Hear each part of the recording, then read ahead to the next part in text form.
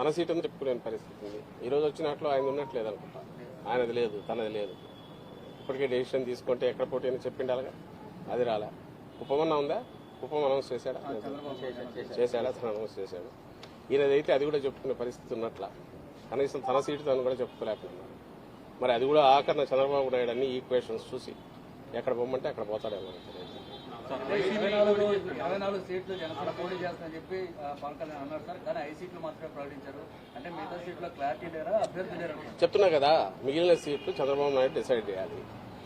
అది జనసేన కూడా ఈయనే ఇవ్వాలి. అసలు ఫస్ట్ థింగ్ 24 సీట్లు, అసలు 175 వైఎస్ఆర్సీపీ నిలబడినాం. 2014 మాకున్న ఇది వచ్చి 18 సీట్లలో పోటీ చేయడం ఒకటే. అంతకుముందు పులివెందుల ఇది గెలుచుకోవడం.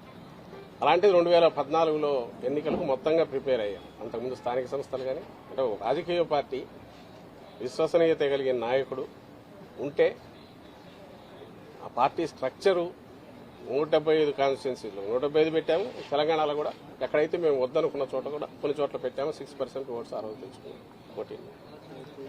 ఇందులో ఒక పార్టీ ఎట్లుండాలి రాజకీయ పార్టీ అనేది జగన్మోహన్ రెడ్డి గారు చూపిస్తే, ఒక అవుట్ఫిట్ ఏదో పెట్టుకుని ఇది రాజకీయ పార్టీ అని చెప్తున్నది ఏదైతే జనసేన అంటున్నారో, ఇంత దరిద్రంగా ఇట్లా కూడా ఉంటారా అనేది చూడాలంటే ఆయన్నే పవన్ కళ్యాణ్ గారిని చూస్తే కనపడుతుంది. అందుకోసమే మీరు గమనిస్తే పార్టీ స్ట్రక్చరు ఏర్పాటు చేసుకోవడానికి కానీ 175 నియోజకవర్గాల్లో ఒక ఇన్ఛార్జిని పెట్టుకునే ప్రయత్నం కానీ, అలాగే పార్టీ తరఫున కింద కమిటీలు వేయడం కానీ ఎందుకు చేయలేదంటే రేపు డిమాండ్ పెరుగుతుంది, చంద్రబాబు నాయుడుకి ఇబ్బంది కలుగుతుందని. జస్ట్ ఊరికే పార్టీ పేరు, గాజు గ్లాస్ గుర్తు ఈ రెండు పెట్టుకున్నాడు. అండ్ నేను ఇంతకుముందు అన్నట్టు 100% ఓన్డ్ సబ్సిడరీ కింద చంద్రబాబు నాయుడు అందరినీ డిసైడ్ చేస్తాడు. ఇక్కడ విమర్శలను అక్కడ తీసుకెళ్లొచ్చు. అది ఇంకా ఆలోచించుకోవాల్సింది ఈయన మీద హోప్ పెట్టుకుని పవన్ కళ్యాణ్ మీద ఇన్నాళ్ళు కలలు గంటూ వచ్చిన వాళ్ళు ఎవరన్నా ఉంటే వాళ్ళు ఆలోచించుకోవాలి. వాళ్ళ పరిస్థితి ఏంది, వాళ్ళకి ఆఖరికి ఏమి ఇది అవుతుంది అనేది వాళ్ళు ఆలోచించుకోవాలా.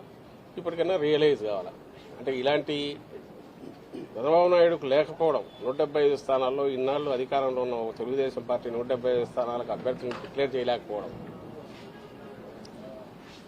అందులో ఇంకోరిని తీసుకొచ్చి 24 స్థానాలు వాళ్ళకి అనడం, ఆ 24లో కూడా ఎవరు అనేది చెప్పలేకపోవడం. అంటే ఎంటైర్ థింగ్ ఈజ్ ఫ్లూయిడ్. ఇందులో బీజేపీలో కూడా ఒకవేళ పొత్తు కుదిరితే ఈయన పంపిస్తాడు అనుకుంటా, తన అభ్యర్థులనే పంపిస్తాడు. సో మాస్టర్ ప్లానింగ్ ఆయన చేస్తాడు. దాని నుంచి దీని నుంచి అనేది ఆయన. బీజేపీ గురించి చంద్రబాబు మాట్లాడలేదు సార్, కానీ పవన్ కళ్యాణ్ మాత్రం బీజేపీ ఆశీస్సులతో సీట్లు ప్రకటిస్తున్నాం అంటున్నారు. ఏం మాట్లాడాలి? ఆయన పోయి కలిసి వచ్చాడు కదా, కలిసి వచ్చాడు. ఆ తర్వాత ఫీలింగ్స్ వస్తున్నాయి. పవన్ కళ్యాణ్ అన్నదాన్ని వీళ్ళెవరు డినై చేయట్లే. సో బీజేపీతో పొత్తు అర్జెంటుగా పెట్టుకోవాలనే దాంట్లో, అలాగే కాంగ్రెస్ వరకు ఇండైరెక్ట్ ఫైనాన్సింగ్ చేయించైనా వైఎస్ఆర్సీపీ ఓట్లు ఏమైనా చీల్చగలమనేది అది కూడా ఆలోచిస్తున్నాడు. ఓవర్వెల్మింగ్ గా వైఎస్ఆర్ కాంగ్రెస్ పార్టీకి జగన్మోహన్ రెడ్డి గారికి ఉన్న పర్సెంటేజ్ ఆ పాజిటివ్ ఇది అయితే కనుపుతుందో దాంట్లో ఏమాత్రం చిన్నది డెంటిన్ చేయాలన్నా వీలవుతుందేమో అని అన్ని రకాలుగా ఆయన ప్రయత్నం చేస్తున్నారు. ఇందులో పాజిటివ్ అజెండా కానీ, రాష్ట్రానికి ఇది చేయగలను కానీ, లేకపోతే రాష్ట్రానికి 14-19 మధ్య ఇది చేశానని చెప్పుకోగలిగిన ఇది కూడా ఏదీ లేకపోవడం ఆయన దౌర్భాగ్యం. అలాంటి ఎత్తిపోయిన కేసుకు సబ్సిడరీ కింద పోవడం ఈయన బలహీనత, ఈయన దారిద్ర్యం ఇది కనపడుతుంది దాంట్లో. వైసీపీ సిద్ధం అంటుంది, యుద్ధం చేస్తామని పీకే అన్నారు. మీరు రెడీగా ఉన్నారు? ఏమీ చేస్తారు? 24 మందిని పెట్టి ఆయన పెట్టుకుని 24 మంది కూడా ఎవరు అభ్యర్థులు తెలియకుండా, అది కూడా ఆయన ఇంటికి వెళ్లి చంద్రబాబు ఇంటికి వెళ్లి ఆయన అనౌన్స్ చేసి ఈయన ఎవరి మీద యుద్ధం చేస్తాడు? గాల్లో తిప్పుకోవాల్సిందే, తిప్పడం తప్ప. మేమైతే చెప్తున్నాము, ఎంతమంది వచ్చినా మేమైతే సిద్ధం అంటున్నాం. దేనికి? ఎన్నికలకు రెడీ. నువ్వు ఆయన యుద్ధం అనడానికి నువ్వు 175 కాన్స్టిట్యూన్సీ నీ మనుషులు ఎవరన్నా ఉన్నారా? లేక 24 కైనా నువ్వేమన్నా అనౌన్స్ చేయగలిగావా?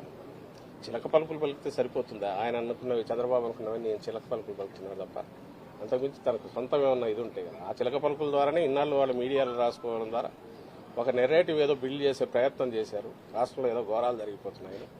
అయితే ఎందుకు నిలబడవంటే, నేను ఇంతకుముందు అన్నట్టు 87-90% మంది బెనిఫిట్ అయ్యారు ఇక్కడ రాష్ట్రంలో. ఏదో ఒక రకంగా కన్సిస్టెంట్గా అవుతున్నారు. వెల్ఫేర్ కావచ్చు, డెవలప్మెంట్ కావచ్చు కళ్ళ ముందు కనపడుతుంది. అది కంటిన్యూ కావాలని అందరూ ఓవర్వెల్మింగ్ కోరుకుంటున్నారు కాబట్టి వీళ్ళ ఏ ఎత్తుగడలు వేసినా అవి అయితే నిలబడవు.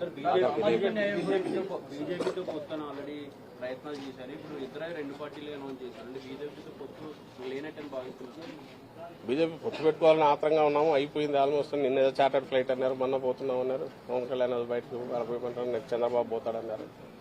వాళ్ళు ఎవరు పెట్టుకునేది అదొక పార్టీ. సరే ఇది జనసేన కాదు కానీ చంద్రబాబు నాయుడు ఒక పార్టీ అని ఆయన చెప్పుకుంటున్నాడు కాబట్టి వాళ్ళ నిర్ణయం పెట్టుకుంటారు లేదు. కానీ పెట్టుకునే దానికి వెంపర్లాడుతున్నాడు. అది పెట్టుకొని తద్వారా ఏదన్నా కొంత ఓట్లు గెయిన్ చేసుకోవాలని చూస్తున్నాడు. సకల శక్తులు కూడగట్టుకుని మమ్మల్ని ఢీకొనాలని చూస్తున్నాడు. లాస్ట్ డిచ్ ఎఫర్ట్స్ అంటారు కదా, దింపుడు కళ్ళ మాస, దాంతో ప్రయత్నం చేస్తున్నారు అనే దాంట్లో భాగంగా ఆయన పోయి అమిత్ షాను కలవడము, బీజేపీ వాళ్ళతో లోపాయికారిగా ఈయన ఏజెంట్లు ఉన్నారు కదా అక్కడ టీడీపీలోంచి బీజేపీలో ఉన్న 4-5 నాయకులు, వాళ్ళ ప్రయత్నాలు ఇవన్నీ మీ మీడియాలో మీరే రాస్తున్నారు, బయటకు వస్తున్నాయి. అంటే ప్రయత్నాలు అయితే చేసుకుంటున్నాడు. సామాజిక న్యాయం అభ్యర్థులుగా పెట్టి రాష్ట్రం మీద కుదురుతుందని చంద్రబాబు. ఏది వైసీపీ రౌడీలను అభ్యర్థులుగా పెట్టి రాష్ట్రం మీద కుదురుతుందని చంద్రబాబు. అది ఏదన్నా అనుకోవచ్చు, ఎవరు అనేది ప్రజలకు తెలుసు. ఆయన కేవలం పడికట్టు మాటలు 4 పెట్టుకునేందుకు మాత్రం ఎవరు ఇది అవుతుంది. ఈరోజు ఇది అంటున్నాడు, రేపు ఇంకొకటి అంటాడు. అసలు రాష్ట్రం నాశనం అయిపోతుంది అంటాడు, ఇంకో శ్రీలంక అయిపోతుంది అంటాడు. ఈయనేమో మరి ఆయన అనౌన్స్ చేసేవేమో మన ఎప్పుడో లెక్కేస్తే 30,000-40,000 కోట్లు అవుతుంది ఒక స్కీమే ఆయన చెప్పినట్టు ఇస్తే. కానీ ఎప్పుడు ఇవ్వడు తెలుసు, అందులో 0.5% ఏమైనా ఇస్తే ఇస్తాడు. గతంలో హిస్టరీ మనం చూస్తే అలాంటిదే ఉంది ఆయన హిస్టరీ అంతా. జనం నమ్ముతారు, జనం గొర్రెల్లాగా నమ్ముతారు. తను 5 ఏళ్ళు అయిపోయింది కాబట్టి మర్చిపోయి ఉంటారని అనుకుంటున్నాడు కాబట్టి ఆయన ఏదైనా మాట్లాడతాడు. మమ్మల్ని ఉద్దేశించి కూడా ఎలాంటి మాటలైనా మాట్లాడతాడు. బట్ అల్టిమేట్గా ప్రజలు అనుభవించినారు, ఆ పీరియడ్ అనుభవించినారు. పాజిటివ్ సైడ్ ఈసారి కూడా వాళ్ళ ఎక్స్పీరియన్స్ డిఫరెంట్గా ఉంది. ఫస్ట్ టైం ప్రజలది వైఎస్ఆర్సీపీ పాలనలో. కాబట్టి దే హ్యావ్ ఆల్రెడీ డిసైడెడ్ అని మాకు వస్తున్న దీంట్లో కనపడుతుంది. మా సర్వేలో కానీ మాటలో కానీ ప్రమాణం కనపడుతుంది. We will sweep last time కంటే బెటర్ ఇది ఉంటుంది. 175 టార్గెట్ మాది అట్లే ఉంది. సామాజిక న్యాయం కనిపించిందా? మీ పార్టీ ప్రతిసారి సామాజిక న్యాయం అంటుంది, ఇప్పుడు ఇస్తే అదేమైనా కనిపించిందా? స్టేట్ పాలిటిక్స్ అసలు అది ఆ లిస్టే దానికి ఒక ఇది లేదు, శాంక్టిటీ లేనప్పుడు దాంట్లో మళ్ళీ దానికోసం వెతకడం అది చూసేది ఇంకా అందులో అనౌన్స్ చేయాల్సి ఉంది. అతను సామాజిక న్యాయం మా వైపు నుంచి అయితే ఒకరితో పోల్చుకోవాల్సిన పరిస్థితులు అయితే లేవు.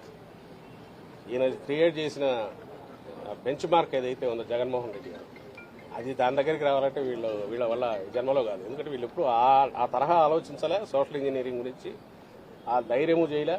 ఒక జగన్మోహన్ రెడ్డి గారు ఎందుకు చేయగలిగారంటే ప్రజలతో డైరెక్ట్ ఆయన దీంట్లోకి వెళ్ళిపోయారు. అంటే ప్రజలు ఆయన్ను పూర్తి నమ్ముతున్నారు, విశ్వసించారు. ఇలాంటి నాయకుడు మాకు కావాలంటున్నారు కాబట్టి ప్రజల ఆకాంక్షలను అర్థం చేసుకున్నారు కాబట్టి ఆ బ్యాలెన్సింగ్ సోషల్ ఇంజనీరింగ్ అనేది ఆయన సక్సెస్ఫుల్ చేయలేదు. వీళ్ళ చేత ఏమవుతుంది, వీళ్ళు పెట్టుకున్నదంటే నానా చోట్ల పడి ఎట్లా అన్ని అతుకులు వేసుకుని ఎట్లా రావాలని వీళ్ళు చూస్తున్నారు. ఆ ప్రయత్నం కూడా చేయలేరు. ఒకవేళ చేసేట్టు ఇలాగ అంకెల్లో చూపాలని చూసినా జగన్మోహన్ రెడ్డి గారు చేసింది ఒక పోటీ దగ్గరే కాదు, మొత్తం ఎంటైర్ స్పెక్ట్రంలో చేస్తూ వచ్చారు. జీవితాల్లోనే మార్పు అట్లా తీసుకొచ్చారు. నామినేటెడ్ పోస్టులు కానీ మిగిలినవి కానీ క్యాబినెట్ దగ్గర నుంచి కింది వరకు జెడ్పీలు కానీ లోకల్ బాడీస్ ఇవన్నీ చూసినప్పుడు వీళ్ళెక్కడ తట్టుకుంటారో వీళ్ళెక్కడ పోటీ మాట్లాడారు. వాళ్ళు ఊరికే పిగ్మీలాగా ఎట్లా మరుగుజుల్లాగా ఉండాల్సింది తప్ప ఆ విషయంలో సోషల్ ఇంజనీరింగ్ అంతకుమించి అయితే వాళ్ళు చేయగలిగింది.